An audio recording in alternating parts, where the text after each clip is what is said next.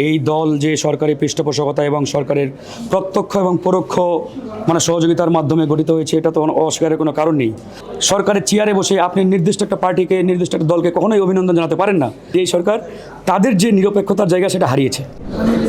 দর্শক বন্ধুরা, স্বাগত জানাচ্ছি কোরাস নিউজের সাথে আছি আমি মোহাম্মদ আবু তাহির নয়ন। আমরা এমন এক ব্যক্তির সাথে কথা বলবো আজকে, একবারে ছোট্ট আলাপচারিতায়। গণ অধিকার পরিষদের মুখপাত্র, আমাদের সকলের প্রিয় ভাই ফারুক হাসান ভাইয়ের সাথে। ফারুক ভাই, আপনাকে স্বাগত জানাচ্ছি কোরাস নিউজে। যদিও ছোট্ট পরিসরে আমরা একটু আলাপচারিতার মধ্যে আছি। কেমন আছেন আপনি? জি আলহামদুলিল্লাহ, আপনি ভালো আছেন? হ্যাঁ, অনেক ভালো আছি। রাজনৈতিক বর্তমান যে ইস্যুগুলো, ইতিমধ্যে জাতীয় নাগরিক পার্টি গঠন হয়েছে, সব মিলিয়ে এই দলের কিছু মিশ্র প্রতিক্রিয়া রয়েছে সোশ্যাল মিডিয়াতে। রাজনীতিবিদরা বিএনপি সমালোচনা করছেন, অন্যান্য দলও সমালোচনা করছেন। আপনারা আপনাদের দলের পক্ষ থেকে এই দলকে কিভাবে মূল্যায়ন করছেন?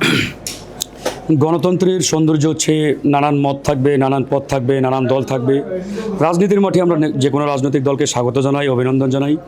তবে আমাদের কথা হচ্ছে, রাজনীতির মাঠে তারা যে নবীন রাজনৈতিক দলটি গতকালকে আত্মপ্রকাশ ঘটেছে, বা জাতীয় নাগরিক পার্টি, তারা আসুক, পরীক্ষা দিক। রাজনীতি চাইলাম হঠাৎ করে হয়ে গেল, বিষয়টা এমন নয়।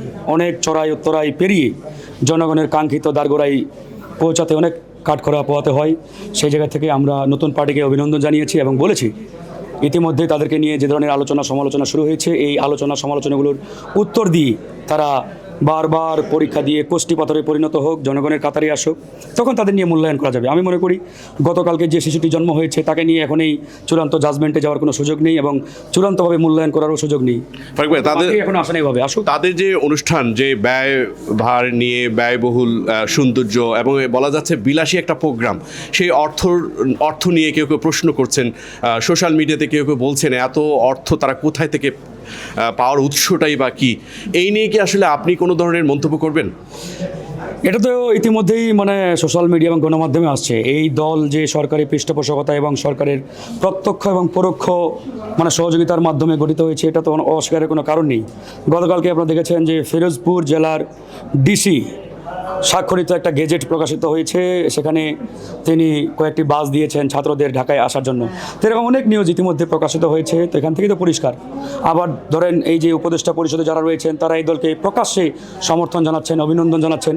কারণ এই সরকার তো কোনো একক কোনো পার্টির না, কোনো দলের না। এই সরকার ছাত্র জনতার। সুতরাং ছাত্র জনতার সরকারের চেয়ারে বসে আপনি নির্দিষ্ট একটা পার্টিকে, নির্দিষ্ট একটা দলকে কখনোই অভিনন্দন জানাতে পারেন না। নির্দিষ্ট একটা দলের পক্ষে আপনি কথা বলতে পারেন না। সুতরাং সেই জায়গা থেকে তো একবারই ক্লিয়ার যে এই সরকার তাদের যে নিরপেক্ষতার জায়গা সেটা হারিয়েছে। আবু সাইদের ভাইয়ের যদি একটা বক্তব্য দেখি, তিনি আসলে গণমাধ্যমের বেশ কিছু গণমাধ্যমে অভিযোগ করেছেন তাকে দাওয়াত দেওয়া হয়নি, বরং তিনি একজন শহীদি পরিবারের একজন সদস্যের মাধ্যমে জানতে পেরেছেন যে আপনি কি আসবেন না। তখনই আবু সাইদের ভাই এসেছেন। আসার পরে তার সাথে তেমন একটা কথা নেই বা তাকে তেমন একটা মূল্যায়ন করেনি। আপনি কি মনে করেন যে 24-এর গণ অভ্যুত্থানের শহীদের প্রকৃত মূল্যায়ন না করি, বরং তারা নানানভাবে প্রতিষ্ঠিত হওয়ার জন্য এই দল গঠন করেছেন? হ্যাঁ, এটা তো সত্য। আবু সাইদের ভাই, আমরা দেখলাম তিনি মিডিয়াতেও ব্রিফিং করেছেন। আসলে দেখেন, তারা যে ইনক্লুসিভ পলিটিক্সের কথা বলে, সবাইকে নিয়ে রাজনীতি, আসলে সবার অংশগ্রহণ কোথায়? যেমন ধরেন, আমরা যদি এই সরকারের দিকে তাকাই, আমরা কিন্তু এরকম একটা অন্তর্বর্তীকালীন সরকার চাই নাই। আমরা চেয়েছিলাম একটা বিপ্লবী জাতীয় সরকার হবে, অর্থাৎ বিপ্লবের পক্ষের শক্তিগুলোকে নিয়ে একটা সরকার হবে। কিন্তু এই সরকারে কি বিপ্লবের পক্ষের শক্তিগুলো থেকে স্টেক আছে, প্রতিনিধিত্ব আছে? নাই। শুধুমাত্র একটা নির্দিষ্ট সংগঠনের প্রতিনিধিত্ব এখানে আছে।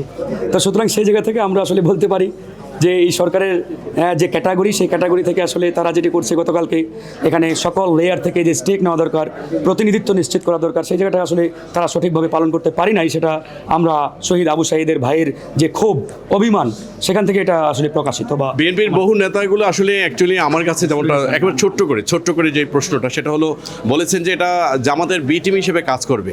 না, আমি এ বিষয়ে মন্তব্য করতে চাই না কারো এ টিম বা বি টিম। আমার কথা হচ্ছে, তারা রাজনীতির মাঠে আসছে, তাদেরকে স্বাগত জানিয়েছি, আমরা অভিনন্দন জানিয়েছি।